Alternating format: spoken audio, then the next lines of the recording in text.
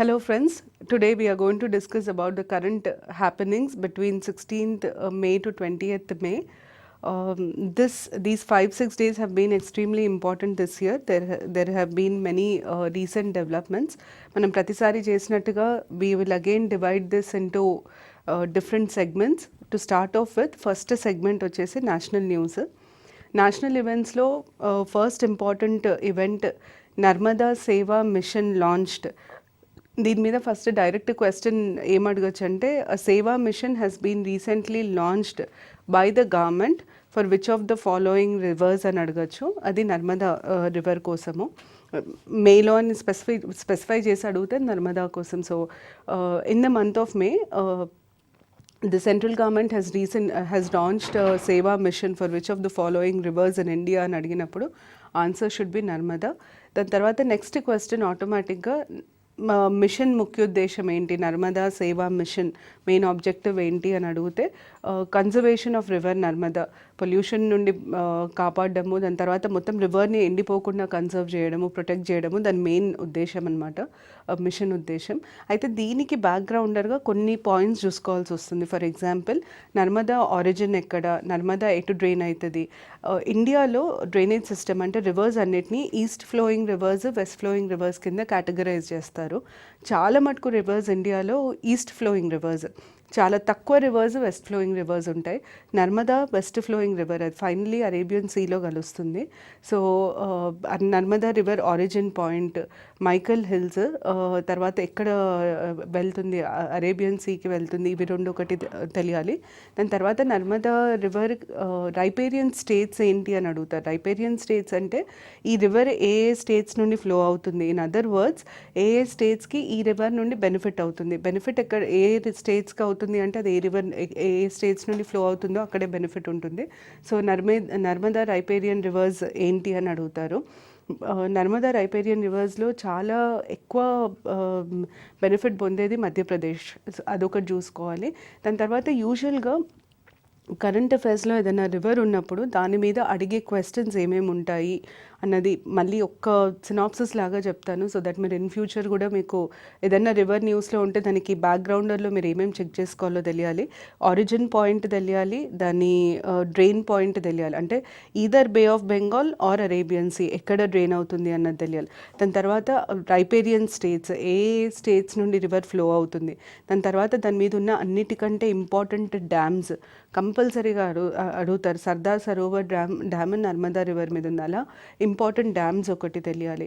దాని తర్వాత వాటి ట్రిబ్యూటరీస్, ప్రతి ఏ రివర్ అయితే న్యూస్లో ఉందో దాని ట్రిబ్యూటరీస్ తెలియాలి. దాని తర్వాత ఆ రివర్ ఏదన్నా వైల్డ్ లైఫ్ శాంచురీ నుండి కానీ నేషనల్ పార్క్ నుండి కానీ ఫ్లో అయితే ఆ డీటెయిల్స్ కూడా నోట్ చేసుకోవాల్సి వస్తుంది.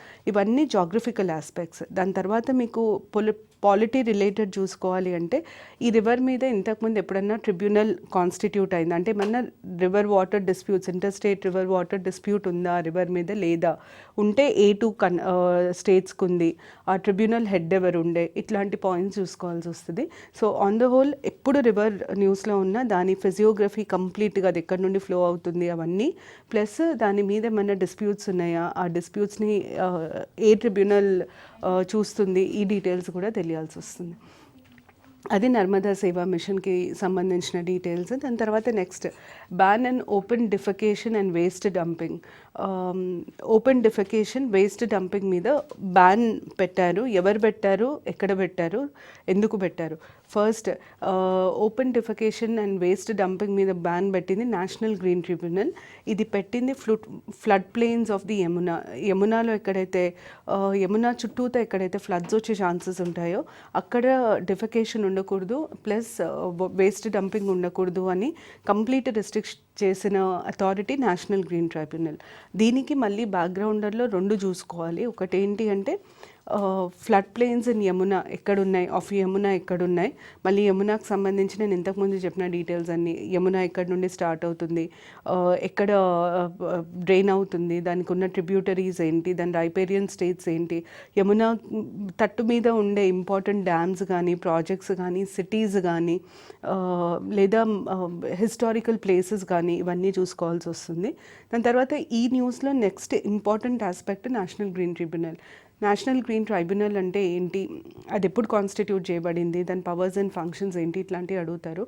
మీరు ఈ మధ్యకాలంలో న్యూస్ సరిగ్గా ఫాలో అయ్యి ఉంటే చాలా మటుకు ఎన్వైర్న్మెంట్ రిలేటెడ్ ఇష్యూస్ ఉన్న, ఎన్వైర్న్మెంట్కి సంబంధించి క్లియరెన్సెస్కి సంబంధించి ఏదైనా న్యూస్ ఉన్నా తరచూ వినపడే పదము నేషనల్ గ్రీన్ ట్రైబ్యునల్, ఎన్జీటీ అంటాం మనం షార్ట్లో. నేషనల్ గ్రీన్ ట్రైబ్యునల్ 2010లో కాన్స్టిట్యూట్ చేశారు. అదొక statutory body, national green tribunal act కింద ఎస్టాబ్లిష్ చేసిన బాడీ. దాని మెయిన్ పర్పస్ ఏంటి అంటే environment related issues, environment related complaints కానీ గ్రీవియాన్సెస్ కానీ ఉంటే ఆ కేసెస్ని అది తీసుకొని ఆ కంప్లైంట్స్ని అడ్రస్ చేయడము, ఆ ఇష్యూస్ని సాల్వ్ చేయడము గ్రీన్ ట్రైబ్యునల్ ఒక ముఖ్య ఉద్దేశం. అందుకనే దాన్ని మనం క్వాజీ జ్యుడిషియల్ బాడీ అంటాం. క్వాజీ జ్యుడిషియల్ బాడీ అంటే నేషనల్ గ్రీన్ ట్రైబ్యునల్కి ఉట్టి ఎన్వైర్న్మెంట్ రిలేటెడ్ ఆస్పెక్ట్స్ మీదనే జ్యురిస్డిక్షన్ ఉంటుంది. సో ఏదైనా ప్రాజెక్ట్కి క్లియరెన్సెస్ ఇచ్చారు, ఇవ్వలేదు, ఇవ్వద్దు, దానికి ఆబ్జెక్షన్స్ ఉన్నాయి, ఇట్లాంటి కేసెస్ అన్నీ మనం గ్రీన్ ట్రిబ్యునల్లో రిపోర్ట్ చేస్తాము. ట్రైబ్యునల్ ప్రాజెక్ట్స్ ఆపే పవర్ ఉంటుంది ట్రైబ్యునల్కి, అట్లాగే ఏదన్నా కంపెన్సేషన్ వేసే పవర్ కూడా ఉంటుంది. ఫర్ ఎగ్జాంపుల్, ఇప్పుడు open defecation and waste dumping should not be there on the flood plains of the Yamuna river. ఒకవేళ if somebody is dumping waste there, this will be the fine for dumping waste అని కూడా national green tribunal చెప్పొచ్చు. National green tribunal కాన్స్టెంట్గా న్యూస్లో ఉంటుంది కాబట్టి దాని గురించి డీటెయిల్స్ తెలవడం ఇంపార్టెంట్. దాని హెడ్ క్వార్టర్స్ వచ్చేసి ఢిల్లీ, కాకపోతే దానికి ఇంకా 4 బ్రాంచెస్ ఉన్నాయి. ఇవన్నీ డీటెయిల్స్ చూసుకోవాల్సి వస్తుంది.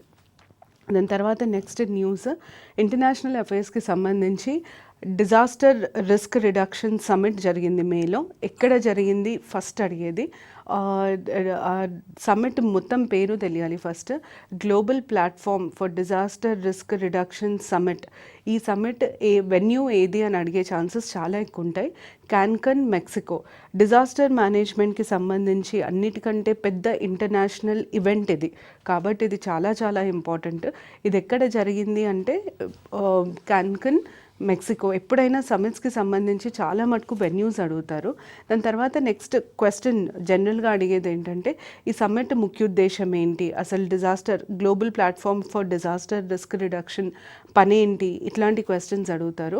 ఫస్ట్లీ ఈ ప్లాట్ఫామ్ మెయిన్ ఉద్దేశం ఏంటి అంటే డిజాస్టర్ రిస్క్ రిడక్షన్, డిజాస్టర్స్ వల్ల కలిగే రిస్క్ని తగ్గించడం. కొన్ని డిజాస్టర్స్ని మనం కంటైన్ చేయగలుగుతాం, కానీ కొన్ని డిజాస్టర్స్ని ఆపడం వీలుపడదు. కాకపోతే ఆ డిజాస్టర్ జరిగినప్పుడు మిటిగేషన్ మెజర్స్ అంటాం. ఆ డిజాస్టర్ జరిగినప్పుడు దానివల్ల అయ్యే నష్టాన్ని ఎంతవరకు మనం కంట్రోల్ చేయగలుగుతాం, ఎంతవరకు మనం తగ్గించగలుగుతాం, ఆ నష్టాన్ని మ్యాక్సిమం తగ్గించాలన్నదే ఈ ప్లాట్ఫామ్ ముఖ్య ఉద్దేశము. అయితే ఈసారి మీటింగ్ మెయిన్ అజెండా ఏముండే అంటే, ఈ global platform summit main agenda ఏముండే అంటే సెండై ఫ్రేమ్వర్క్ అనే ఒక కొత్త కన్వెన్షన్ లేదా అగ్రిమెంట్ని 2015లో డ్రాఫ్ట్ చేశారు. ఈ సెండై ఫ్రేమ్వర్క్ డిజాస్టర్ మేనేజ్మెంట్కి సంబంధించింది. అయితే దీనికి ఒక టార్గెట్ ఇయర్ ఉంది. ఇప్పుడు సెండై ఫ్రేమ్వర్క్కి 2015 to 2030 లోపు సెండై ఫ్రేమ్వర్క్ కింద కొన్ని ఆబ్జెక్టివ్స్ని, డిజాస్టర్ మేనేజ్మెంట్కి సంబంధించిన కొన్ని ఆబ్జెక్టివ్స్ని అచీవ్ చేయడం దీని మెయిన్ గోల్. ఆబ్జెక్టివ్స్ని అచీవ్ చేసే క్రమంలో ఎంతవరకు ప్రోగ్రెస్ జరిగింది అని తెలుసుకోవడానికి ఆర్గనైజ్ చేసిన మీటింగే ఈ global platform for disaster risk reduction summit. అయితే ఇది 2 yearsకి ఒకసారి జరుగుతుంది. బేసిక్గా దీని ముఖ్య ఉద్దేశం as it is given in the document is information exchange, discussion of latus developments, knowledge and partnership building across sectors with the goal of improving implementation of disaster risk reduction through better communication and coordination amongst stakeholders. So basically దీని meaning ఏంటి అంటే ఎవరెవరైతే disaster రిడక్షన్కి పని చేస్తున్నారో, ఆ goal towards పని చేస్తున్నారో, like government, దాని తర్వాత చాలా నాన్ గవర్నమెంటల్ ఆర్గనైజేషన్స్ అంటే సోషల్ సర్వీస్ ఆర్గనైజేషన్స్ ఉంటాయి. ఇవి కూడా డిజాస్టర్ రిడక్షన్కి బాగా సిగ్నిఫికెంట్గా కాంట్రిబ్యూట్ చేస్తాయి.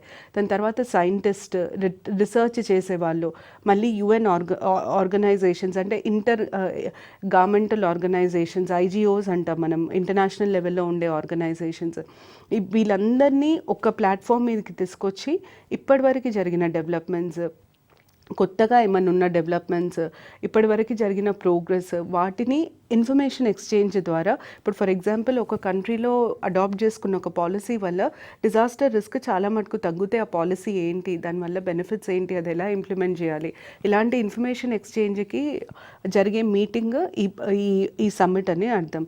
సో దీని మెయిన్ ఉద్దేశం అందరినీ ఒక దగ్గర తీసుకొచ్చి దాని మీద డిస్కషన్ కండక్ట్ చేసి ఫ్యూచర్ ఎలా ఉండాలి అన్నది డిసైడ్ చేయడం. ఈ సమ్మిట్కి బ్యాక్గ్రౌండ్లో మనకి తెలియాల్సింది శాండై ఫ్రేమ్వర్క్ గురించి. ఇన్ఫ్యాక్ట్ సమ్మిట్కి సంబంధించి మీకు ఉట్టి వెన్యూ వరకే క్వశ్చన్ అడుగుతారు, కానీ శాండై ఫ్రేమ్వర్క్ మీద అయితే కొంచెం డీటెయిల్డ్గా వెళ్ళే ఛాన్సెస్ ఉన్నాయి. ఎందుకంటే డిజాస్టర్ మేనేజ్మెంట్ మీద ఈ మధ్య ఫోకస్ పెరిగింది. అందులో Sendai framework is the most important agreement reached on disaster management over the last 1 year. ఇంకొక రీజన్ నేను ఇది ఇంపార్టెంట్ అని ఎందుకు చెప్తున్నానంటే ఈ మంత్ సివిల్ సర్వీసెస్ ఈ ఎగ్జామ్స్కి ప్రిపేర్ అయ్యే వాళ్ళకి తెలుస్తుంది. యోజన కురుక్షేత్ర అని 2 మ్యాగజైన్స్ ఉంటాయి. సెంట్రల్ గవర్నమెంట్ పబ్లిష్డ్, అది department of publications government of India publish చేస్తుంది. యోజన బేసికలీ అర్బన్ ఇష్యూస్ని హ్యాండిల్ చేస్తే, కురుక్షేత్ర రూరల్ ఇష్యూస్కి సంబంధించి మంత్లీ ఒకటే మ్యాగజైన్ వస్తుంది. అయితే ఈ ఇయర్ జనవరి ఆర్ ఫిబ్రవరి మొత్తం Yojana was dedicated to disaster management. So ఏమవుతుందంటే ఈ ఒక యోజన అంతా డిజాస్టర్ మేనేజ్మెంట్కి ఇచ్చినప్పుడు క్వశ్చన్స్ దాని మీద ఎక్కువ అడిగే ఛాన్సెస్ ఉన్నాయి. ఆబ్జెక్టివే కాకుండా ఈ మధ్య కాలంలో బ్యాంకింగ్ ఎగ్జామ్స్లో వేరే ఎగ్జామ్స్లో డిస్క్రిప్టివ్ కూడా అడుగుతున్నారు. ఆ డిస్క్రిప్టివ్లో కూడా క్వశ్చన్స్ అడిగే ఛాన్సెస్ ఎక్కువ ఉన్నాయి. సో అలా మీరు కరెంట్ బేస్డ్ ఎగ్జామ్కి ఏది ఇంపార్టెంట్ అని చూసుకోవడంలో ఒక్కసారి మీరు ఎగ్జామ్ రాసే మంత్ కంటే ముందు 1 month ముందు 6 months ఏమేమి వచ్చాయి, యోజన కురుక్షేత్రలో ఏమేమి ఇష్యూస్ వచ్చాయి అన్నది చూసుకుంటే మీకు చాలా యూజ్ అవుతుంది. ప్రతి మంత్ ఒకటే మ్యాగజైన్ అంటే ఒకటే ఇది వస్తుంది. ఆ ఇష్యూలో కూడా ఒకటే టాపిక్ని డీల్ చేస్తారు. అంటే డిజాస్టర్ మేనేజ్మెంట్ అంటే ఆ మంత్ వచ్చే ఇష్యూలో మొత్తం డిజాస్టర్ మేనేజ్మెంట్ గురించే ఉంటుంది. బడ్జెట్ అన్నప్పుడు ఆ ఇయర్ బడ్జెట్ని మొత్తం ఎక్స్ప్లెయిన్ చేస్తారు. దాని తర్వాత ఎడ్యుకేషన్ అంటే ఉట్టి ఎడ్యుకేషన్ రిలేటెడే ఉంటుంది. సో ఆ మ్యాగజైన్స్ చూసుకోవడం చాలా యూస్ఫుల్ ఉంటుంది. అయితే శాండై ఫ్రేమ్వర్క్కి సంబంధించి ఏమేమి తెలియాలి? ఫస్ట్ జనరల్ క్వశ్చన్ ఏ ఎగ్జామ్లోనన్నా అంటే ఏ లెవెల్ ఎగ్జామ్లోనన్నా అడగగలిగే క్వశ్చన్ ఏంటి అంటే Sendai Framework, which was in news recently, is related to which of the following sectors or spheres అని అడగొచ్చు. Sendai Framework and options could be environment, global warming లేదా disaster management, ban on chemicals and pesticides. ఇట్లా ఒక 4 options ఇచ్చినప్పుడు మీరు చూస్ చేయాల్సిన answer disaster management. దాని తర్వాత నేను ఇంతకుముందు చెప్పినట్టు దానికి స్పెసిఫిక్ గోల్స్ ఉన్నాయి. ఒక టైమ్ బౌండ్ మిషన్ లాంటిది అది.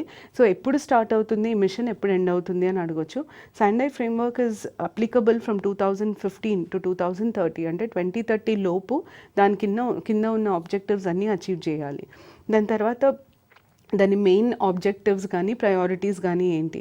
Sendai Framework మెయిన్ ఉద్దేశం ఏంటి అంటే ఇంతకుముందు చెప్పినట్టు డిజాస్టర్ వల్ల కలిగే నష్టాన్ని వీలైనంత వరకు తగ్గించడం దాని మెయిన్ ఉద్దేశం. ఆ నష్టం లైఫ్స్కైనా కావచ్చు, అంటే మనుషులు చనిపోవడం లేదా ఎవరైనా లివింగ్ బీయింగ్స్ చనిపోవడం లేదా హెల్త్ మీద ఎఫెక్ట్ కావచ్చు, ఎకనామిక్, సోషల్, ఫిజికల్, కల్చరల్ ఎలాంటి ఎఫెక్ట్నైనా తగ్గించడానికి తీసుకొచ్చిన అగ్రిమెంట్ ఇది. దీంట్లో 4 ప్రయారిటీస్ ఉంటాయి. అంటే ఎలా ఈ అగ్రిమెంట్ని ఎలా ఇవన్నిటిని అచీవ్ చేస్తారు అన్నదానికి 4 ప్రయారిటీస్, 4 స్టెప్స్ అనుకోండి.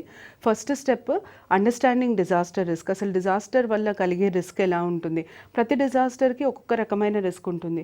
కొన్ని డిజాస్టర్స్కి వచ్చే ఇప్పుడు ఫర్ ఎగ్జాంపుల్ సైక్లోన్ అంటే సైక్లోన్ వల్ల ఫ్లడ్ వస్తుంది, ఇల్లులు ఎగిరిపోయే ఛాన్సెస్ ఉంటాయి, ఇన్ఫ్రాస్ట్రక్చర్ డ్యామేజ్ అవుతుంది, అది ఒక రకమైన రిస్క్. సునామీ వస్తే ఎర్త్క్వేక్తో పాటు వచ్చే సునామీ, దానివల్ల కూడా అన్నీ కొట్టుకుపోతాయి. ఎర్త్క్వేక్ వస్తే ఇంకొక రకమైన డ్యామేజ్. సో ప్రతి డిజాస్టర్కి ఉండే రిస్క్, దానివల్ల జరిగే నష్టం ఎలాంటిది అన్నది ఫస్ట్ అర్థం చేసుకోవాలి. దాని తర్వాత సెకండ్ స్టెప్ ఏమంటుందంటే strengthening disaster risk governance to manage disaster risk. ఒకవేళ డిజాస్టర్ స్ట్రైక్ అయితే రిస్క్ ఎంత తగ్గుతుంది అన్నది దేని మీద డిపెండ్ అవుతుందంటే మనం ఎంత ఫాస్ట్గా రియాక్ట్ అవుతామో, ఎంత తొందరగా రీహాబిలిటేషన్ ప్రొవైడ్ చేయగలుగుతామో దాన్ని బట్టి మనం అంత ఫాస్ట్గా రిస్క్ని రెడ్యూస్ చేయగలుగుతాం. సో దాని మీద second strengthening disaster risk governance, access to disaster relief. Third investing in disaster risk reduction for resilience. ఈ డిజాస్టర్ రిస్క్ని రెడ్యూస్ చేసే ఎక్విప్మెంట్లో కానీ ఇన్ఫ్రాస్ట్రక్చర్లో కానీ ఇన్వెస్ట్ చేయడం. చేయడం. దాని తర్వాత last enhancing disaster preparedness for effective response and to build back better in recovery, rehabilitation and reconstruction. ఒకటేమో effective response ముందే చెప్పాను. దాని తర్వాత బిల్డ్ బ్యాక్ బెటర్ అంటే ఒక్కసారి డిజాస్టర్ స్ట్రైక్ అయి వెళ్ళిపోయిన తర్వాత ఇన్ఫ్రాస్ట్రక్చర్కి జరిగిన నష్టం కానీ మనుషులకు జరిగిన నష్టం కానీ వీ రీబిల్డ్ ఇట్. ఆ రీబిల్డింగ్ ఎంత స్ట్రాంగ్గా ఉండాలంటే నెక్స్ట్ టైం డిజాస్టర్ స్ట్రైక్ అయినా కూడా ముందు జరిగినంత డ్యామేజ్ జరగకుండా చూసుకోవాలి. ఈ 4 ప్రయారిటీ ఏరియాస్ శాండై ఫ్రేమ్వర్క్కి సంబంధించి. ఇది శాండై ఫ్రేమ్వర్క్ గ్లోబల్ ప్లాట్ఫామ్ సమ్మిట్ గురించి, disaster risk reduction global platform summit గురించి. దాని తర్వాత నెక్స్ట్ మనం డిస్కస్ చేసుకోవాల్సిన ఏరియాస్ బైలాటరల్. బైలాటరల్లో బేసిక్గా ఇంతవరకు మనము 2 కంట్రీస్ మధ్యలో జరిగిన అగ్రిమెంట్స్ కానీ లేకపోతే ఇంటరాక్షన్ కానీ డెవలప్మెంట్ని కానీ డిస్కస్ చేసాము. దాని అనుగుణంగానే ఫస్ట్ ఇండియా అండ్ పాలెస్టీనా ఇండియాకి ఏం జరిగింది. పాలెస్టైన్ ప్రెసిడెంట్ ఇండియాని విజిట్ చేశారు మేలో. ఆయన పేరు important, Mohammad Abbas. So question ఎలా అడుగుతుందంటే identify the name of the Palestine president who visited India in the month of May. Answer Mohammad Abbas. లేదా which of the following countries presidents have visited India in the month of May అన్నప్పుడు Palestine. దాని తర్వాత ఆయన వచ్చినప్పుడు sign చేసిన agreements ఏమేమి ఉన్నాయి అన్నది క్వశ్చన్ అవుతుంది. ఆయన వచ్చినప్పుడు మనం 5 అగ్రిమెంట్స్ అంటే ఇండియా పాలెస్టైన్ 5 అగ్రిమెంట్స్ని సైన్ చేశాయి. ఫస్ట్ వచ్చేసి visa exemption for diplomatic passport holder. Diplomat అంటే a person who works on behalf of the home country in a foreign country. చాలామందికి డిప్లొమాట్ అంటే ఏంటి డౌట్ ఉంటుంది. Any person who works for their home country in a foreign country అంటే India బిహాఫ్లో Indian ఎంబసీలో బయట పనిచేసే వాళ్ళు. ఇప్పుడు ఫర్ ఎగ్జాంపుల్ యుఎస్లో ఉన్న ఇండియన్ ఎంబసీలో పనిచేసే ఇండియన్స్ని డిప్లొమాట్స్ అంటారు. అయితే first agreement visa exemption for diplomatic passport holders. ఈ డిప్లొమాటిక్ పాస్పోర్ట్ ఉన్న వాళ్ళకి వీసా అవసరం ఉండదు అని అర్థం. సెకండ్ అగ్రికల్చర్లో కోఆపరేషన్కి agreement. Third cooperation in the field of IT and electronics. Fourth health సెక్టర్లో కార్పొరేషన్కి అగ్రిమెంట్. దాని తర్వాత ఫైనల్గా cooperation in the field of youth affairs and sports. ఈ 5 ఏరియాస్కి సంబంధించి అగ్రిమెంట్స్ జరిగినాయి. ఇందులో ఫస్ట్ చాలా important visa exemption for diplomatic passport holders important. దాని తర్వాత నెక్స్ట్ ఇండియా స్పెయిన్. మేలో నరేంద్ర మోడీ, మన ప్రైమ్ మినిస్టర్ నరేంద్ర మోడీ గారు స్పెయిన్కి వెళ్ళారు. అయితే వెళ్ళినప్పుడు అక్కడ జరిగిన డెవలప్మెంట్స్ ఏంటి అని అడిగే ఛాన్సెస్ ఉంటాయి. స్పెయిన్కి వెళ్ళినప్పుడు మనము స్పెయిన్తో 7 అగ్రిమెంట్స్ సైన్ చేశాము. ఫస్ట్ అగ్రిమెంట్ వచ్చేసి transfer of sentenced prisoners. Indian citizens ఎవరికన్నా స్పెయిన్లో శిక్ష పడి ఉంటే స్పెయిన్ గవర్నమెంట్ స్పెయిన్ జ్యుడిషియరీ శిక్ష వేసి ఉంటే ఆ ప్రిజనర్స్ని ఇండియాకి ట్రాన్స్ఫర్ చేయడం అంటే ఎక్స్చేంజ్ ఆఫ్ ప్రిజనర్స్. అది ఫస్ట్ అగ్రిమెంట్. సెకండ్ అగ్రిమెంట్ వచ్చేసి in organ transplantation and India's director general of health services. So బేసిక్గా ఆర్గన్ ట్రాన్స్ప్లాంటేషన్కి సంబంధించి second agreement. Third cyber security. 4 renewable energy. 5 technical cooperation in civil aviation. 6 visa waiver for diplomatic for holders of diplomatic passports. దాని తర్వాత foreign service institution and diplomatic academy of Spain వీళ్ళిద్దరు మధ్యలో agreement. అయితే ఈ అన్ని అగ్రిమెంట్స్లో most important వచ్చేసి organ ట్రాన్స్ప్లాంటేషన్కి cooperation ఒకటి. దాని తర్వాత transfer of sentenced prisoners. Question ఇలా అడుగుతారు, in the month of May India signed an agreement with which of the following countries for transfer of sentenced prisoners అని అడిగినప్పుడు మీరు ఆన్సర్ చేయాల్సిన దానికి స్పెయిన్ ఐడెంటిఫై చేయాల్సి వస్తుంది. ఇంకా కొన్ని డీటెయిల్స్ స్పెయిన్ ఇండియాకి సంబంధించి తెలుసుకుంటే better.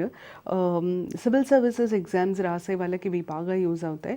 Spain is India's 7th largest trade partner in European union. Spain is located in European union. It's a part of European Union. అయితే యూరోపియన్ యూనియన్లో అన్ని కంట్రీస్లో స్పెయిన్ ఇండియాకు ఉండే ట్రేడ్ వాల్యూ ప్రకారంగా ర్యాంక్ చేస్తే స్పెయిన్ 7th అవుతుంది. దాని తర్వాత టూ-వే ట్రేడ్, రెండు కంట్రీస్ మధ్యలో జరిగిన ట్రేడ్ $5.27 బిలియన్. తర్వాత ఇండియాలో స్పెయిన్ 12th లార్జెస్ట్ ఇన్వెస్టర్. ఈ details important.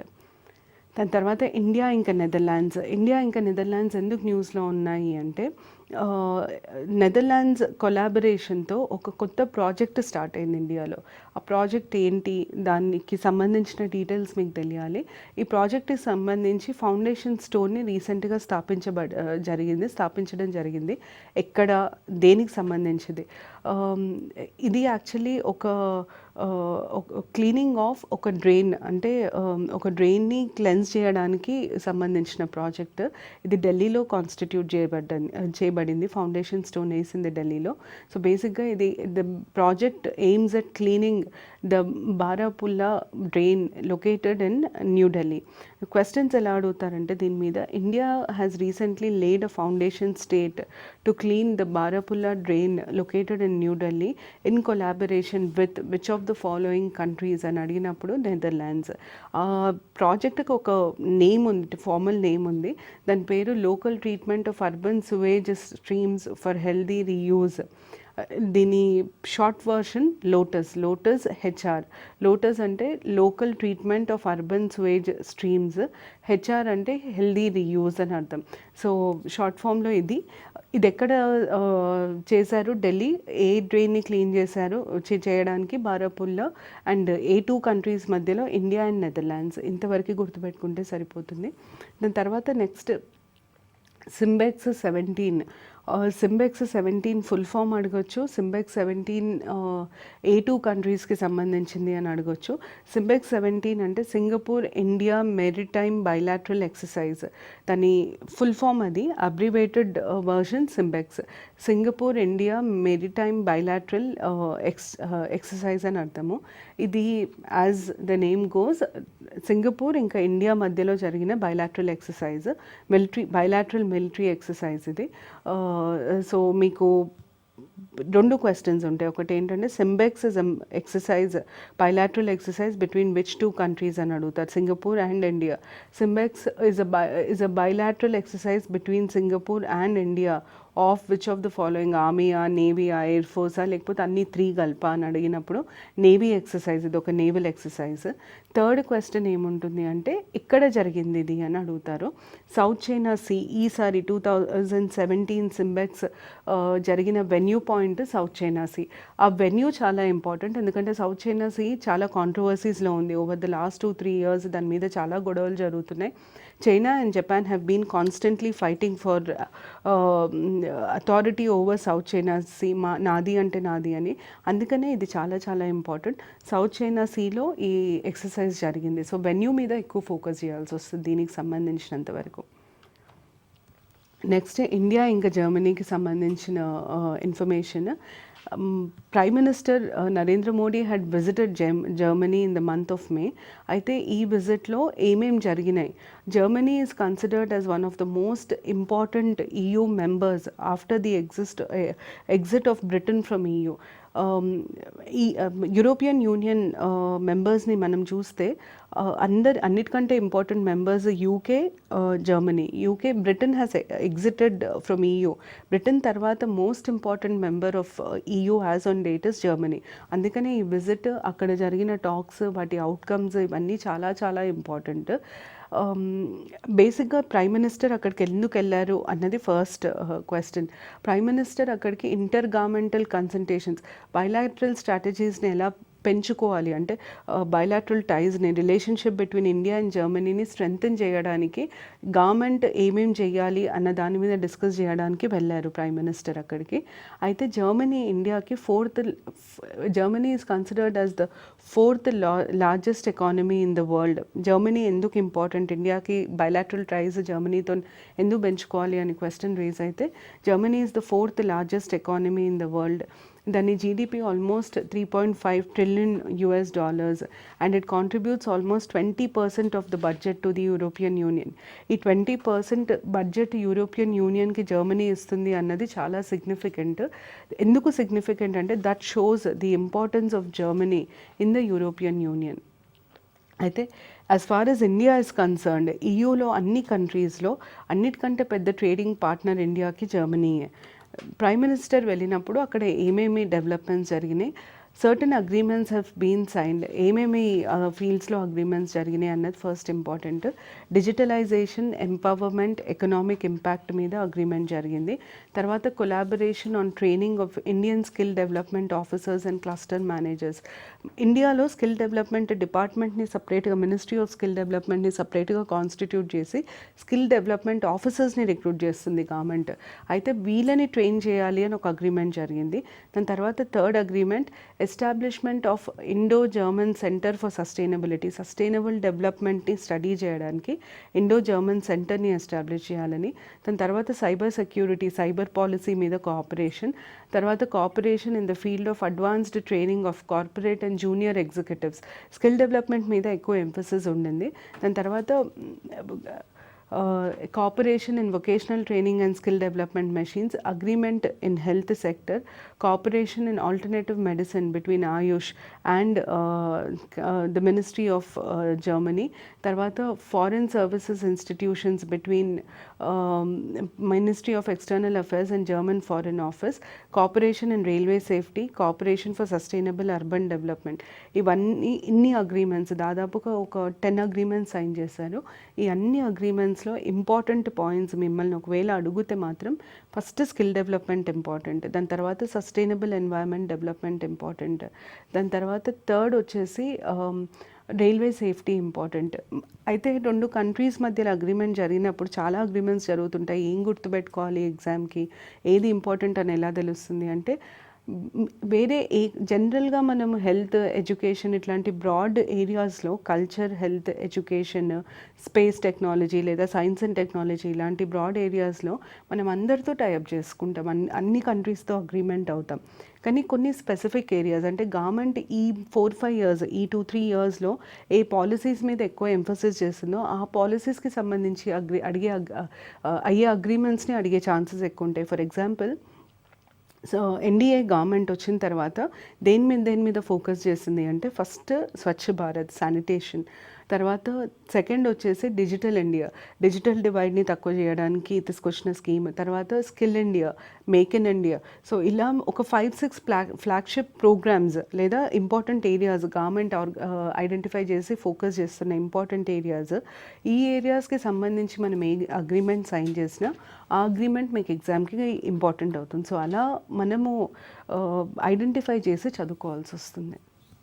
May 16 to 20th current affairs discuss చేస్తున్నాము. అయితే దీంట్లో బైలాటరల్ ఇష్యూస్లో నెక్స్ట్ ఇంపార్టెంట్ ఇష్యూ ఇండియా ఆఫ్రికాకి సంబంధించి జరిగిన డెవలప్మెంట్. మేలో in African development bank annual meeting, second annual meeting ఇండియాలో జరిగింది.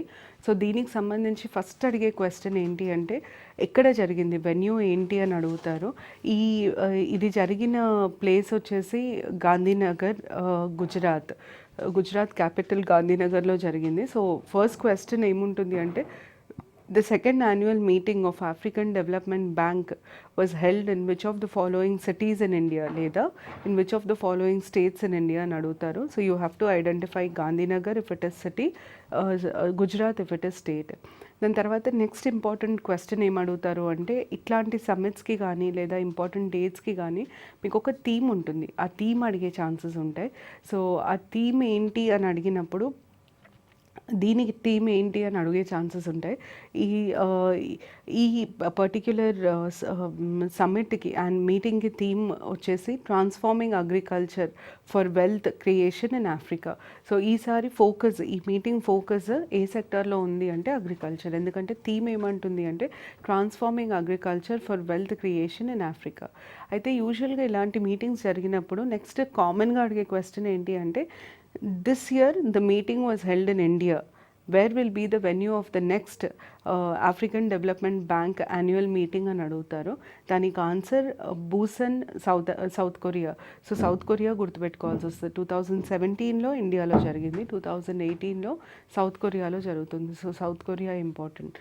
అయితే దీనికి బ్యాక్డ్రాప్లో ఆఫ్రికన్ డెవలప్మెంట్ బ్యాంక్ గురించి తెలుసుకోవాలి. కానీ దానికంటే ముందు ఈ మీటింగ్ అవుట్కమ్ ఏంటి అన్నది మనకు తెలియాలి. ఈ మీటింగ్లో Asia Africa growth corridor document అనే ఒక డాక్యుమెంట్ని రిలీజ్ చేశారు.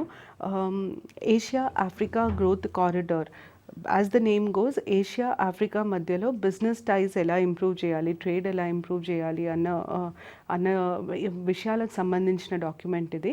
అయితే దీనికి సంబంధించి అడిగే క్వశ్చన్స్ ఏంటి అంటే, ఈ డాక్యుమెంట్ని డ్రాఫ్ట్ చేయడంలో ఇంపార్టెంట్ రోల్ ప్లే చేసిన కంట్రీస్ పేర్లు అడుగుతారు. ఆఫ్రికన్ డెవలప్మెంట్ బ్యాంక్ కాకుండా ఇండియా ఇంకా జపాన్, ఈ ఈ టూ కంట్రీస్ ఈ డాక్యుమెంట్ని డ్రాఫ్ట్ చేయడంలో చాలా ఇంపార్టెంట్ రోల్ ప్లే చేశాయి. నెక్స్ట్ క్వశ్చన్ ఏమడుగుతారు అంటే, డాక్యుమెంట్ ముఖ్య ఉద్దేశం ఏంటి, what is the main objective of the Asia Africa growth corridor document అని అడిగినప్పుడు, the main objective is to enhance growth and connectivity between Asia and Africa. Growth connectivity, Asia Africa మధ్యలో ఉన్న గ్రోత్ని కనెక్టివిటీని ఇంకా పెంచడానికి, అంటే ఒకటి ట్రేడ్ పెంచడానికి, ఇంకొకటి accessibility to this trade. Connectivity అంటే ట్రాన్స్పోర్ట్ సిస్టమ్ని పెంచడానికి. అయితే ఈ కారిడార్ 4 ఏరియాస్ మీద బాగా ఫోకస్ చేయబోతుంది. అంటే ఈ ఈ ఈ పర్టిక్యులర్ డాక్యుమెంట్ ప్రకారంగా 4 ఫోకస్ ఏరియాస్ ఉంటాయి. ఫస్ట్ ఏంటంటే quality infrastructure and institutional connectivity, second skill development, third people to people partnership. ఈ 4 ఏరియాస్ ఉంటాయి. సో ఫస్ట్ది quality infrastructure, second institutional connectivity, third enhancing skills అంటే skill development, 4 people to people partnership. అయితే దీంట్లో కూడా ఇవి దాని మెయిన్ ఫోకస్ పాయింట్స్. ఏ ఏరియాస్లో ఈ ఫోకస్ పాయింట్స్ ఉంటాయి అంటే agriculture, health, technology, disaster management. ఇవి మెయిన్ ఏరియాస్ ఈ పర్టిక్యులర్ డాక్యుమెంట్ సంబంధించినంత వరకు. సో ఇన్ ఆల్ మనం Asia Africa growth corridor document గురించి అర్థం చేసుకోవాల్సింది ఫస్ట్ ఏంటి అంటే, దీన్ని ప్రపోజ్ చేసిన 2 ఇంపార్టెంట్ ఏషియన్ కంట్రీస్ ఏవి, జపాన్, ఇండియా. దాని మెయిన్ ఉద్దేశం ఏంటి, రెండింటిని డెవలప్ చేయడం, ఒకటి ట్రేడ్ డెవలప్ చేయడము, ఇంకొకటి కనెక్టివిటీ డెవలప్ చేయడం.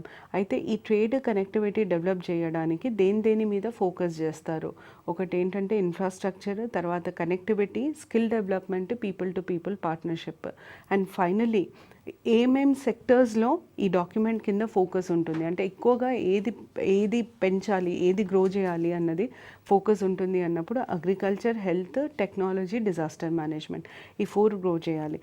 నేను ముందు చెప్పినట్టుగా దీనికి బ్యాక్డ్రాప్లో అడిగే క్వశ్చన్ ఏంటి అంటే, ఆఫ్రికన్ డెవలప్మెంట్ బ్యాంక్ గురించి అడుగుతారు.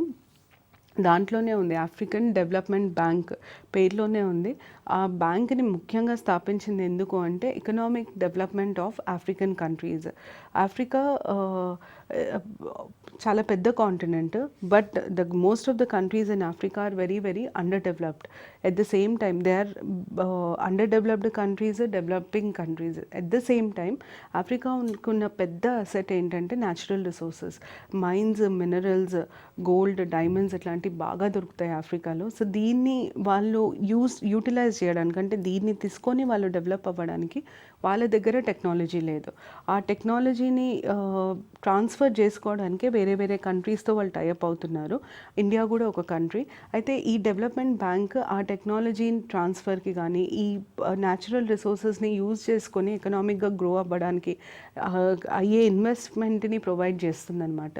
సో దీనికి సంబంధించి మిమ్మల్ని అడిగే క్వశ్చన్స్ ఫస్ట్ ఏంటి అంటే, ఈ బ్యాంక్ని ఎప్పుడు కాన్స్టిట్యూట్ చేశారు అని అడుగుతారు. 1964లో ఈ బ్యాంక్ ఎస్టాబ్లిష్ అయింది. It is a multilateral development financial institution. Multilateral అంటే మెనీ లెవెల్స్ ఉన్న డెవలప్మెంట్ ఫైనాన్షియల్ ఇన్స్టిట్యూషన్. అంటే ఒక స్పియర్ కానీ ఒక సెక్టర్ కానీ ఫోకస్ చేయదు, అన్ని సెక్టర్స్లో ఇన్వెస్ట్ చేయడానికి, అన్ని సెక్టర్స్లో హెల్ప్ చేయడానికి ముందుకు వస్తుంది. Because it AIIMS at overall development of the African countries. అయితే ఈ డెవలప్మెంట్ బ్యాంక్ కింద 3 ఇంపార్టెంట్ ఇన్స్టిట్యూషన్స్ ఉంటాయి. ఏంటి అంటే African development fund, Nigerian trust fund, third వచ్చేసి ఆఫ్రికన్ డెవలప్మెంట్ బ్యాంక్. దీని main long term objective, short term ఏంటి అంటే economic growth, but long term objective ఏంటి అంటే ఆఫ్రికాలో పావర్టీని తగ్గించడము, లివింగ్ కండిషన్స్ని ఇంప్రూవ్ చేయడం దాని long term objective. India African development బ్యాంక్లో ఫార్మల్గా 1983లో జాయిన్ అయింది. So 1983 important, African development bank ముఖ్య ఉద్దేశాలు ఏంటి అన్నది ఇంపార్టెంట్, ఇది ఎప్పుడు ఎస్టాబ్లిష్ అయింది అన్నది ఇంపార్టెంట్. 1964లో ఇది ఎస్టాబ్లిష్ అయింది. ఇది ఇండియా ఆఫ్రికాకు సంబంధించిన డెవలప్మెంట్. తర్వాత ఎకానమీ చూసినట్టయితే ఈ 5 డేస్కి మోస్ట్ ఇంపార్టెంట్ డెవలప్మెంట్ ఏంటి ఇండియాలో ఎకానమీ పరంగా అంటే, ఆపరేషన్ క్లీన్ మనీ పోర్టల్ని సెంట్రల్ గవర్నమెంట్ లాంచ్ చేసింది. ఆపరేషన్ క్లీన్ మనీ ముందే లాంచ్ అయింది, దానికి సంబంధించిన వెబ్ పోర్టల్ మాత్రం మేలో లాంచ్ అయింది. అయితే first question, operation clean money అంటే ఏంటి అని అడిగే ఛాన్సెస్ ఎక్కువ ఉంటాయి. ఆపరేషన్ క్లీన్ మనీ అన్నది గవర్నమెంట్ డిమానిటైజేషన్ అనౌన్స్మెంట్ ఇచ్చిన తర్వాత ఇమీడియట్గా స్టార్ట్ చేసిన ఒక ఇనిషియేటివ్. డిమానిటైజేషన్ ముఖ్య ఉద్దేశాలు మనకు అర్థమైతే ఆపరేషన్ క్లీన్ మనీ అర్థమవుతుంది. Demonetisation main objectives as stated by the prime minister ఏంటి అంటే, ఒకటి అన్అకౌంటెడ్ మనీని అకౌంటెడ్ మనీలకి కన్వర్ట్ చేయడం, అంటే ట్యాక్స్ ఎవేడెడ్ మనీ, మనం బ్లాక్ మనీ అంటాం దాన్ని, ఆ ట్యాక్స్ ఎవేడెడ్ మనీని ట్యాక్స్ పర్వ్యూలోకి తీసుకురావడం దాని ఫస్ట్ ఆబ్జెక్టివ్. సెకండ్ ఆబ్జెక్టివ్ ఏంటి అంటే నకిలీ ఓటు, నకిలీ నోట్లని పట్టుకోవడం, నకిలీ నోట్లని సిస్టంలోంచి తీసేయడం. ఈ నకిలీ నోట్ల వల్ల ప్రాబ్లం ఏంటి అంటే టెర్రరిస్ట్ యాక్టివిటీస్ని ఫండ్ చేయడం చాలా ఈజీ అవుతుంది. నకిలీ నోట్లు చలామణిలో ఉండడం వల్ల ఇన్ఫ్లేషన్ పెరుగుతుంది. సో ఇండైరెక్ట్గా ఇన్ఫ్లేషన్ని కబ్ చేయొచ్చు, టెర్రరిస్ట్ యాక్టివిటీస్ని కూడా తగ్గించవచ్చు. ఇవన్నీ ఆబ్జెక్టివ్స్ యాక్చువల్లీ డిమానిటైజేషన్కి చేయడానికి. అయితే ఈ ఆబ్జెక్టివ్స్లో ఫస్ట్ ఆబ్జెక్టివ్ బ్లాక్ మనీని బయటికి తీయడం, వెలికి తీయడం, బ్లాక్ మనీని ఎక్స్పోజ్ చేయడము. దానికి సంబంధించి లాంచ్ అయిన ఆపరేషన్ క్లీన్ మనీ. సో దాని మెయిన్ పర్పస్ ఏంటి అంటే to get undeclared incomes under the tax net. దీని మోడస్ ఆపరండి అంటే ఎలా ఈ ఆపరేషన్ నడుస్తుంది అంటే, ఇన్కమ్ ట్యాక్స్ డిపార్ట్మెంట్ ఎవరెవరైతే ఈ November 8th డిక్లరేషన్ తర్వాత బాగా మనీ ట్రాన్స్ఫర్ చేశారో అకౌంట్స్కి, ఎక్కువ ట్రాన్సాక్షన్స్ ఉన్నాయో వాళ్ళందరి పేర్లు లిస్ట్ చేసి వాళ్ళ సోర్స్ ఆఫ్ ఆ మనీ ఎక్కడి నుండి వచ్చింది, వాటి మీద ట్యాక్సెస్ పే చేశారా లేదా, ఇవన్నీ స్క్రూటినైజ్ చేయడానికి తీసుకొచ్చిన ఆపరేషన్. అంటే ఈ ఆపరేషన్ కింద మోడస్ ఆపరండి ఇది ఉంటుంది. వాళ్ళ బ్యాంక్ అకౌంట్స్, అందరి బ్యాంక్ అకౌంట్స్ చెక్ చేసి ఎక్కడెక్కడైతే ఎక్కువ ట్రాన్సాక్షన్స్ జరిగినాయో ఆ ట్రాన్సాక్షన్స్ని లిస్ట్ చేయడము, వాళ్ళు ఎందుకు ఇంత ట్రాన్సాక్షన్స్ చేశారు అని చూసుకోవడము, ఇవన్నీ దాని ముఖ్య ఉద్దేశాలు. ఆపరేషన్ క్లీన్ మనీ నుండి వచ్చే మనీని నెక్స్ట్ ఏం చేయాలంటే, ఇది ఫాలో అప్ ఒక లూప్ లాగా ఉంటుంది. ఈ లూప్లో ఫస్ట్ ఆస్పెక్ట్ ఏంటి అంటే డిమానిటైజేషన్కి ఫాలో అప్ ఏంటి అంటే ఆపరేషన్ క్లీన్ మనీ.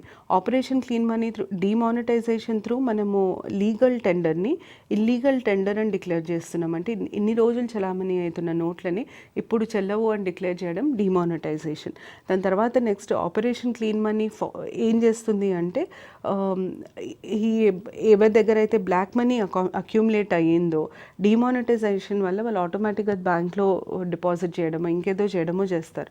అలా ఎవరెవరైతే చేశారో వాళ్ళని ఐడెంటిఫై చేయడము, వాళ్ళని ఐడెంటిఫై చేసి వాళ్ళు ఎక్కడి నుండి మనీ వచ్చింది, ఆ ట్యాక్స్ ఎవేడెడ్ మనీయా కాదా, ఇవన్నీ చెక్ చేయడము ఆపరేషన్ క్లీన్ మనీ ఉద్దేశం. దీని తర్వాత థర్డ్ స్టెప్ ఏంటి అంటే ప్రధాన్ మంత్రి గరీబ్ కళ్యాణ్ యోజన. ఇప్పుడు ఒక పర్టిక్యులర్ మనిషి దగ్గర ఒక అమౌంట్ బ్లాక్ మనీ బయటపడింది. అయితే ఆ బ్లాక్ మనీ మీద గవర్నమెంట్ తీసుకునే యాక్షన్ ఏంటి, లేదా ఆ మనిషికి ఉన్న ఆప్షన్ ఏంటి? నా దగ్గర ఒకవేళ బ్లాక్ మనీ ఉంటే నేను ఇమీడియట్గా ఈ అమౌంట్, నా దగ్గర ఇంత అమౌంట్ ఉంది, ఒక 1 కోటి రూపాయలు ఉన్నాయి అని చెప్పి ప్రధాన్ మంత్రి గరీబ్ కళ్యాణ్ యోజన కింద నేను డిక్లేర్ చేస్తాను. ఆ డిక్లరేషన్ ఎఫెక్ట్ ఏమవుతుందంటే, ఈ Pradhan Mantri Garib Kalyan Yojana as the name goes, ఈ మనీ మీద వచ్చే ఈ బ్లాక్ మనీ నుండి కలెక్ట్ చేసే ట్యాక్సెస్ని పావర్టీ ఎలివియేషన్కి వాడబోతున్నారు. ఎలా కలెక్ట్ చేస్తారు, ఎంత పర్సెంట్ కలెక్ట్ చేస్తారు? ఫస్ట్ డిక్లేర్ చేయంగానే 30%, ఆ అమౌంట్లో 30% ట్యాక్స్ లాగా కట్టాల్సి వస్తుంది. అంటే 1 crore అన్అకౌంటెడ్ బ్లాక్ మనీ ఉంటే 1 crore 30 lakhs ట్యాక్స్ పే చేయాల్సి వస్తుంది. దాని తర్వాత నెక్స్ట్ ఏం చేయాలి అంటే, ఆ 30 lakhs మీద 33% సర్చార్జ్ చేస్తారు. Surcharge is tax on tax. ఆ సర్చార్జ్ 33% ఉంటుంది. దాని తర్వాత మళ్ళీ 10% పే చేయాల్సి వస్తుంది. టోటల్ డిక్లేర్డ్ అమౌంట్లో 10% పెనాలిటీ. 30 lakhs ట్యాక్స్ పే చేయాలి, 10 lakhs పెనాల్టీ పే చేయాలి, మళ్ళీ 33% ఆఫ్ 30 lakhsని సర్చార్జ్ లాగా పే చేయాలి. దాని తర్వాత ఇవన్నీ టోటల్ చూసుకుంటే దగ్గర 50% అవుతుంది. దాని తర్వాత 25% ఆఫ్ ది అమౌంట్ డిక్లేర్డ్ అమౌంట్లో దాన్ని ఒక 4 yearsకి లాక్ ఇన్ చేయాలి. ప్రధాన్ మంత్రి గరీబ్ కళ్యాణ్ యోజన కింద డిపాజిట్ చేయాల్సి వస్తుంది. 4 years వరకు ఆ డబ్బులు ముట్టడానికి లేదు. 4 years వరకు ఆ డబ్బుల మీద మనకు ఎలాంటి ఇంట్రెస్ట్ రాదు. 4 years తర్వాత మనీ మనం తీసుకోవచ్చు. అది లీగల్ మనీ అయిపోతుంది, అంటే అది అకౌంటెడ్ ఫర్ మనీ అయిపోతుందని అర్థం. ప్రధాన్ మంత్రి గరీబ్ కళ్యాణ్ యోజన ముఖ్య ఉద్దేశము, దాని కింద ఈ పర్సంటేజెస్ ఎంత ట్యాక్స్ పే చేయాలి, ఇవి బాగా అడిగే ఛాన్సెస్ ఉంటాయి. వీటి మీద చాలా జాగ్రత్తగా చూసుకోవాలి. లాకిన్ పీరియడ్ ఎంత, 1 crore 25 lakhs లాకిన్ పీరియడ్ కిందకి వెళ్ళిపోతాయి. 30 lakhs ట్యాక్స్ అవుతుంది. 10 lakhs దాని మీద పెనాలిటీ పడుతుంది. ప్లస్ 30 lakhs మీద 33% సర్చార్జ్ కింద పోతుంది. ఇవన్నీ మీరు చూసుకుంటే 75% of that amount will go to the government, out of which 25% of the amount will be given back after 4 years. 25% is the amount that they can retain immediately once it is declared, once they declare the unaccounted money. ఇది Pradhan Mantri Garib Kalyan Yojana. Operation clean money portal ముఖ్య ఉద్దేశాలు, మనం ఇంతకుముందు operation clean money గురించి, demonetisation, దాని effects, అంటే దాని main objectives గురించి, ప్రధాన్ మంత్రి గరీబ్ కళ్యాణ్ యోజన గురించి డిస్కస్ చేసాం కదా. అయితే దీనికి మళ్ళీ మనం back to what is operation clean money portal, దాని పర్పస్ ఏంటి అని వస్తే, ఈ పోర్టల్ని యాక్చువల్లీ డిజైన్ చేసింది central board of direct taxes. దీంట్లో ఏం చేస్తారంటే ఆన్లైన్లోనే ఇప్పటివరకు 18 lakhs మెంబర్స్ అంటే పీపుల్ని ఐడెంటిఫై చేశారు. ఎవరి ట్రాన్సాక్షన్స్ అయితే అనుమానాస్పదంగా ఉన్నాయో, బ్లాక్ మనీ ఉండే ఛాన్సెస్ ఉన్నాయో, అలా 18 lakhs మెంబర్స్ని ఐడెంటిఫై చేశారు. వాళ్ళ డీటెయిల్స్ అన్నీ వెబ్సైట్లో పెడతారు. ఆ వెబ్సైట్లో వాళ్ళు వెళ్ళి చూసుకొని వాళ్ళు ఇవ్వాల్సిన ఇన్ఫర్మేషన్ వెబ్సైట్లో సబ్మిట్ చేస్తే అది ఒథెంటికా కాదా, నెక్స్ట్ కోర్స్ ఏముంటుంది అన్నది డిపార్ట్మెంట్ డిసైడ్ చేస్తుంది. దీనివల్ల డిపార్ట్మెంట్కి టైం సేవ్ అవుతుంది. ఎందుకంటే అడ్మినిస్ట్రేటివ్ ఎక్స్పెండిచర్ కానీ, అడ్మినిస్ట్రేషన్ బర్డన్ కానీ, ఇప్పుడు ఒక మనిషి ఆఫీస్కి వచ్చి ఇవన్నీ సబ్మిట్ చేయడము కంటే ఒక మనిషి ఆన్లైన్లో ఇవన్నీ ఇన్ఫర్మేషన్ ఇవ్వడం చాలా ఈజీ. ఇన్ఫర్మేషన్ ప్రాసెసింగ్ ఈజీ అవుతుంది, అడ్మినిస్ట్రేటివ్ బర్డన్ కూడా తగ్గుతుంది. సో డిపార్ట్మెంట్ పరంగా బెనిఫిట్ ఏంటి అంటే అడ్మినిస్ట్రేటివ్ బర్డన్ తగ్గుతుంది, ట్రాన్స్పరెన్సీ ఉంటుంది, ఎవరిది ఎంత ఉంది, వాళ్ళ స్టేటస్ ఏంటి ఈజీగా తెలిసిపోతుంది. ట్యాక్స్ పేయర్కి కూడా ఇది బెనిఫిట్, ఐడెంటిఫై చేసిన వాళ్ళకు కూడా ఇది బెనిఫిట్. ఎందుకంటే వాళ్ళ నేమ్ ఉందా లేదా, ఎంత అమౌంట్కి, అక్కడ రేజ్ అవుతున్న క్వశ్చన్స్ ఏంటి, ఎంత అమౌంట్, దాని మీద ఏమేమి ఇన్ఫర్మేషన్ ఇవ్వాలి, అదంతా వాళ్ళు వెబ్సైట్లోనే తెలుసుకోవచ్చు, ఇమీడియట్గా ఇన్ఫర్మేషన్ ఇవ్వచ్చు. అది పోర్టల్ బెనిఫిట్. దాని తర్వాత నెక్స్ట్ ఇంపార్టెంట్ ఈవెంట్ ఎకానమీకి సంబంధించి సమావేశ్ మీటింగ్ జరిగింది. సమావేశ్ అంటే ఏంటి, ఫస్ట్ సమావేశ్ హెల్డ్. ఈ సమావేశ్ అంటే ఏంటి, దేనికి సంబంధించింది అని అడిగితే, ఈ సమావేశ్ హిందీలో, తెలుగులో కానీ ఐ మీన్ ఇంగ్లీష్లో మనం దాన్ని మీటింగ్ అంటాము. సమావేశం కావడం అంటే మనుషులు కలవడం. ఈ మీటింగ్ని యాక్చువల్లీ ఆర్గనైజ్ చేసింది నీతి ఆయోగ్. ఈ మీటింగ్ ఒక ముఖ్య ఉద్దేశం ఏంటి అంటే డిఫరెంట్ స్టేక్ హోల్డర్స్, అంటే ఇప్పుడు మన కంట్రీ డెవలప్మెంట్ ప్రాసెస్లో మన కంట్రీ సోషల్గా ఎకనామిక్గా డెవలప్ అవ్వాలి అంటే దానికి కాంట్రిబ్యూట్ చేయగలిగిన వాళ్ళందరినీ మనం స్టేక్ హోల్డర్స్ అంటాం. ఆ డిఫరెంట్ స్టేక్ హోల్డర్స్ని ఒక ప్లాట్ఫామ్ మీదకి తీసుకొచ్చి మీటింగ్ కండక్ట్ చేసి ఎలా ముందుకు తీసుకెళ్ళాలి అని డిస్కస్ చేసుకునే దాన్నే సమావేశం అని చెప్పి ఫార్మల్ నేమ్ ఇచ్చారు. అయితే ఈ మీటింగ్ జరిగింది ఢిల్లీలో. దీంట్లో పాల్గొన్న వాళ్ళు ఎవరు అంటే national steering group, other knowledge partners like universities, research organisations, business centres, ఇవన్నీ.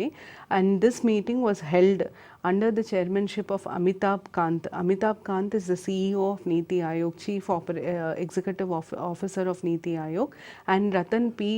Vatal, Principal Advisor of NITI Aayog. వీళ్ళిద్దరు కలిసి ఆర్గనైజ్ చేశారు ఈ మీటింగ్. ఈ మీటింగ్లో 4 states పార్టిసిపేట్ చేశాయి. States names important: Kerala, Assam, Uttar Pradesh and Rajasthan. ఈ మీటింగ్ ముఖ్య ఉద్దేశం ఏంటి, నేను ఇంతకుముందు చెప్పినట్టు అందరూ స్టేక్ హోల్డర్స్ని ఒక ప్లాట్ఫామ్కి తీసుకొచ్చి for knowledge sharing and information exchange to achieve the goals and objectives set by నీతి ఆయోగ్. అయితే మీకు అందరికీ తెలిసినట్టు నీతి Aayog has actually replaced planning commission. So planning commission was basically responsible for the 5-year plans. ఇప్పుడు ప్లానింగ్ కమిషన్ ప్లేస్లో నీతి ఆయోగ్ వచ్చింది. అలాంటప్పుడు 5-year plans continue చేస్తారా, లేదా 5-year plans ప్లేస్లో ఇంకేమన్నా కొత్త రకమైన ప్లానింగ్ స్ట్రాటజీని తీసుకొస్తారా అన్నది క్వశ్చన్. ప్లానింగ్ కమిషన్ నీతి ఆయోగ్ ప్లానింగ్ కమిషన్ని రీప్లేస్ చేసినట్టే 5-year ప్లాన్స్ని రిప్లేస్ చేయాలి అన్నది గవర్నమెంట్ ఉద్దేశం. ఆ ఉద్దేశంతోనే నేషనల్ డెవలప్మెంట్ అజెండా అంటే in place of 5-year plans ఇప్పటి నుండి మన దగ్గర ప్లానింగ్ అండ్ డెవలప్మెంట్కి మనం ఫాలో అయ్యేది నేషనల్ డెవలప్మెంట్ అజెండా అని అంటారు దాన్ని. ఈ national development agenda objectives sustainable development గోల్స్కి అనుగుణంగా ఉన్నాయి. సస్టైనబుల్ డెవలప్మెంట్ గోల్స్ కూడా 15 years strategy, national development agenda కూడా 15 years విజన్ అనమాట. అయితే ఈ నేషనల్ డెవలప్మెంట్ అజెండాలో మళ్ళీ 3 ఆబ్జెక్టివ్స్, ఒకటేమో 15 years విజన్, సెకండ్ ఏమో 7 years స్ట్రాటజీ, థర్డ్ ఏమో 3 years యాక్షన్ ప్లాన్. అంటే 15, 7, 3 years 3 డిఫరెంట్ పారామీటర్స్ ఉంటాయి national development అజెండాలో.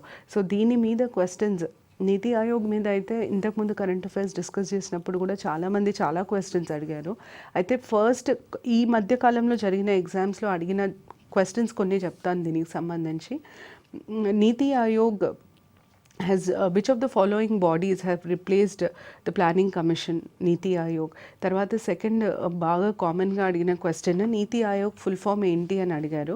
NITI Aayog national institution for transforming India. NITI అంటే so NITI Aayog full form national institute for transforming India. తర్వాత next question ఇది ఎప్పుడు establish చేశారు? January 1st, 2015లో ఎస్టాబ్లిష్ చేశారు. నెక్స్ట్ అడిగిన కామన్ క్వశ్చన్ నీతి ఆయోగ్ మీద అది ఏ టైప్ ఆఫ్ బాడీ అంటే అది కాన్స్టిట్యూషనలా, స్టాట్యూటరీయా, ఎక్స్ట్రా కాన్స్టిట్యూషనలా అని. నీతి ఆయోగ్ ప్లానింగ్ కమిషన్ కూడా ఎక్స్ట్రా లీగల్ బాడీ, దేర్ఫోర్ నీతి ఆయోగ్ కూడా extra legal body. Extra legal కానీ ఎక్స్ట్రా కాన్స్టిట్యూషనల్ కానీ అంటే ఒక ఎగ్జిక్యూటివ్ ఆర్డర్తోని ఎస్టాబ్లిష్ చేయబడింది కాబట్టి మనం దాన్ని ఎక్స్ట్రా లీగల్ కానీ ఎక్స్ట్రా కాన్స్టిట్యూషనల్ కానీ అని అంటాము. దాని తర్వాత దాని మెయిన్ రోల్ ఏంటి, దాని ఫంక్షన్ ఏంటి అని అడిగే ఛాన్సెస్ ఉన్నాయి. నీతి ఆయోగ్ బేసికలీ అడ్వైజరీ బాడీ. అది పాలసీ ఫార్మ్యులేషన్ ఎలా ఉంటే బాగుంటుంది అన్నది దాని మీద ఇన్పుట్స్ ఇచ్చే బాడీ. దానంతట అది ఏది డిసైడ్ చేసుకోవడానికి ఉండదు. NITI Aayog does not have the power to take any decision to decide on a policy. The role of NITI Aayog is limited to framing of the policy. దాన్ని అప్రూవ్ చేయడం చేయకపోవడం నీతి ఆయోగ్ చేతిలో ఉండదు. ఫ్రేమింగ్ వరకే నీతి ఆయోగ్ రెస్పాన్సిబిలిటీ. అందుకనే మనం నీతి ఆయోగ్ అనగానే government says it is the think tank for framing policies. NITI ఆయోగ్లో ప్లానింగ్ కమిషన్కి తేడా ఏంటంటే planning commission had greater powers when compared to NITI Aayog. Planning commission not only drafted the plan, got it approved from the national development council and then actually was responsible for implementation of the 5-year plans. NITI Aayog will not do any of these. NITI Aayog will basically coordinate with different stakeholders అంటే central government, state government, ministries ఇవన్నిటితో coordinate చేసి ఒక proper ప్లాన్ని evolve చేయడం మాత్రమే నీతి ఆయోగ్ పని. So బేసిక్గా 2 agendas ఉంటాయి. ఒకటి ఏంటి అంటే proper coordination between different stake holders. Second ఏంటి అంటే framing of a policy for the future development of the country.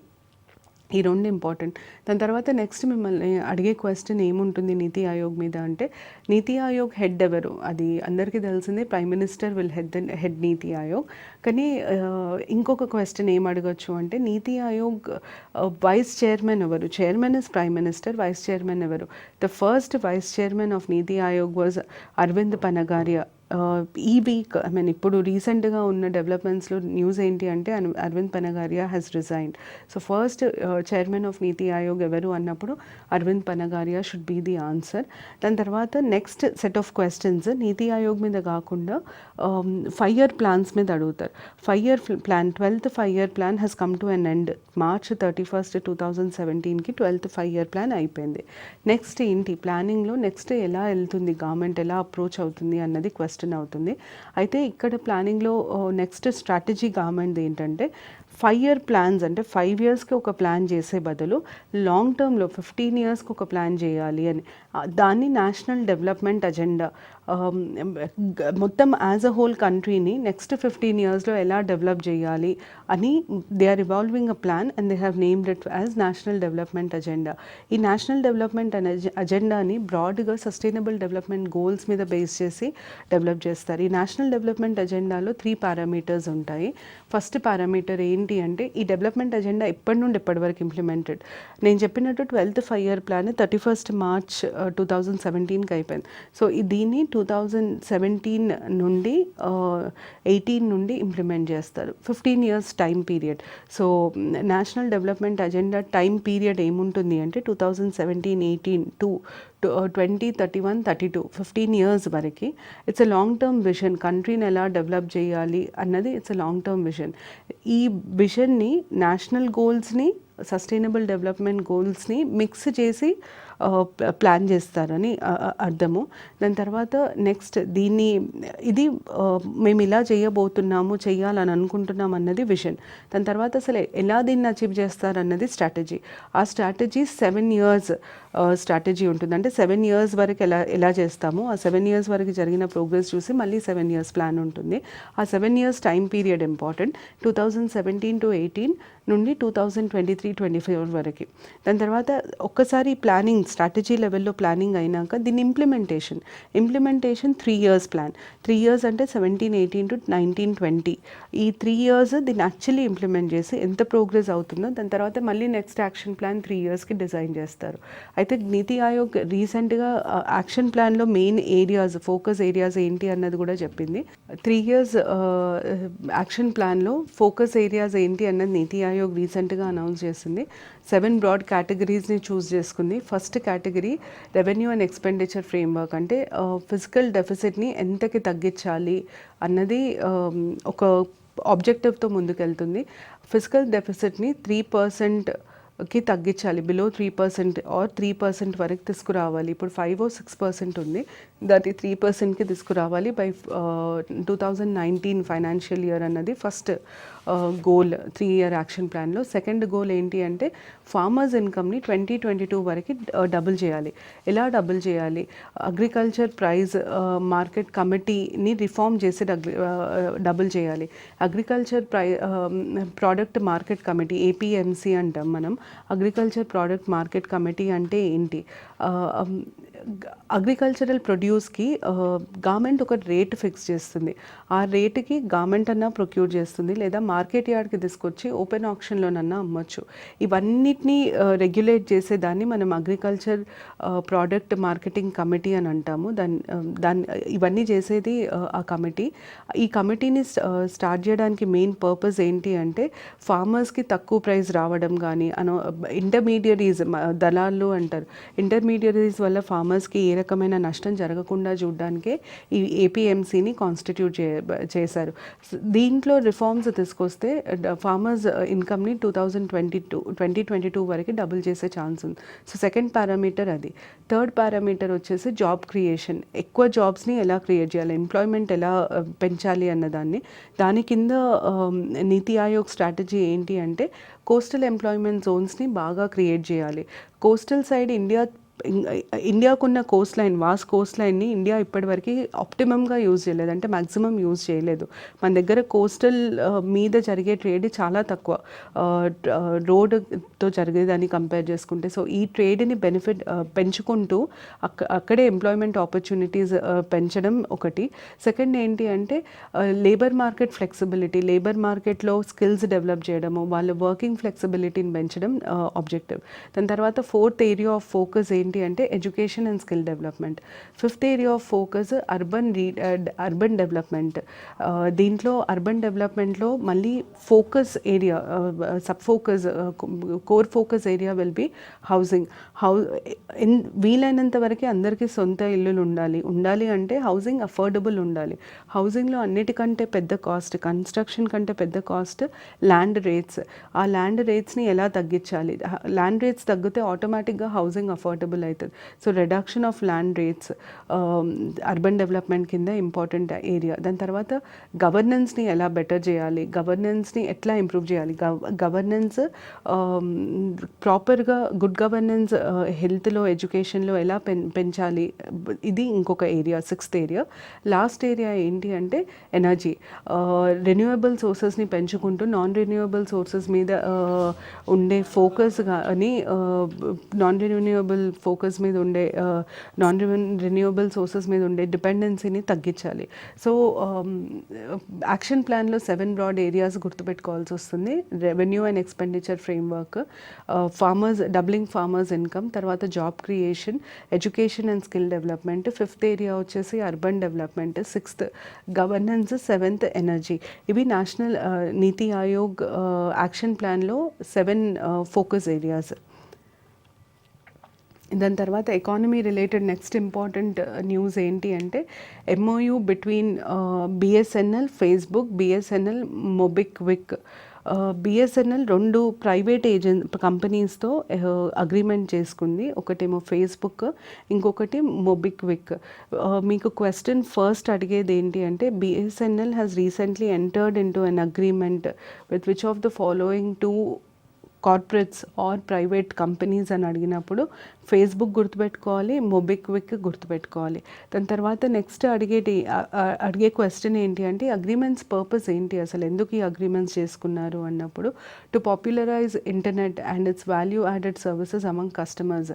BSNL along with other private companies like Airtel, Vodafone, Idea is also providing internet services. కానీ ఎయిర్టెల్కి కానీ యాక్ట్కి కానీ ఉన్నంత preference BSNLకి లేదు. ఎందుకంటే BSNLకి ఉన్న products మీద అవేర్నెస్ లేదు, BSNL ప్రొవైడ్ చేసే సర్వీసెస్ మీద అవేర్నెస్ లేదు. ఈ ప్రోడక్ట్స్ మీద సర్వీసెస్ మీద అవేర్నెస్ పెంచడానికి BSNL has signed up an agreement with Facebook and Mobiquick. So basically it is a marketing strategy used by BSNL to improve its customer base. అంటే ఇంకా ఎక్కువ మంది BSNLని ప్రిఫర్ చేసేటట్టు చూసుకోవడానికి BSNL చేసుకున్న అగ్రిమెంట్ ఇది. మీకు ఎగ్జామ్లో మాత్రం ఏ 2 కంపెనీస్తో అగ్రిమెంట్ అయింది, దేనికి, దీని పర్పస్ ఏంటి అనేది అడుగుతారు.